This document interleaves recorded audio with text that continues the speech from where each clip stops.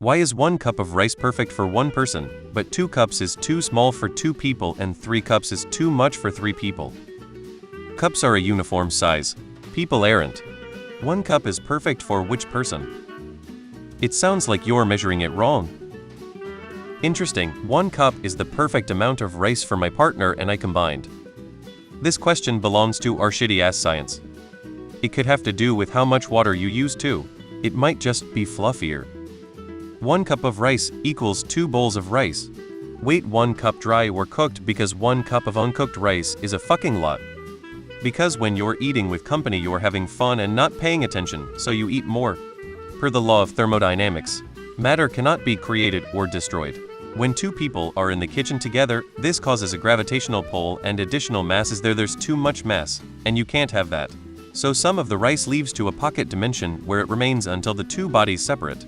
When a third person enters the room, this causes the system to collapse into chaos. This being the 3-body problem, you can learn more about this by watching 3-body problem on Netflix. Sometimes there will be too little rice, sometimes too much, other times the rice will float in the air due to you and your companion's mass and gravitational pull. Or you're just measuring wrong.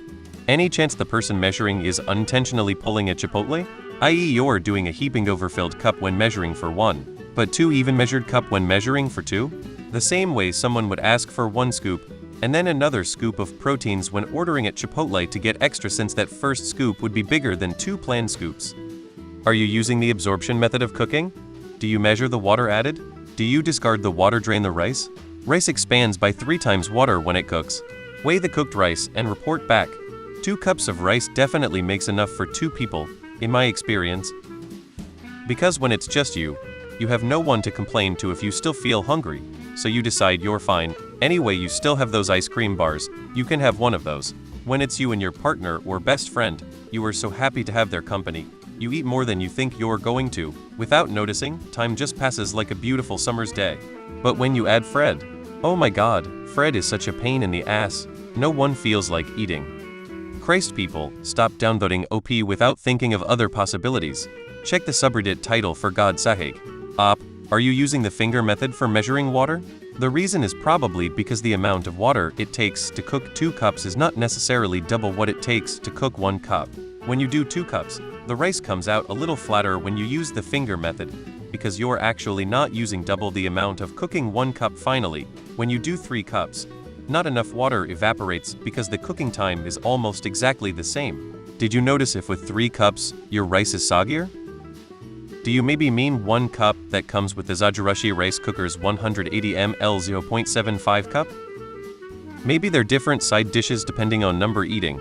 I live alone and it's always 2 cups of rice and a massive stir-fry. Just make 2 individual cups of rice if you're making dinner for 2 and you'll get it just right. Using an accurate digital scale, measure how much 1 cup of dried rice weighs in grams.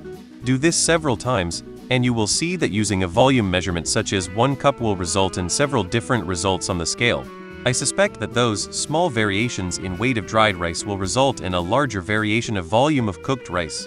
If you want to extend your experiment, determine the average weight of 1 cup of dried rice, then use that exact weight for every portion you want to cook. I think that your volumes of cooked rice will vary considerably less.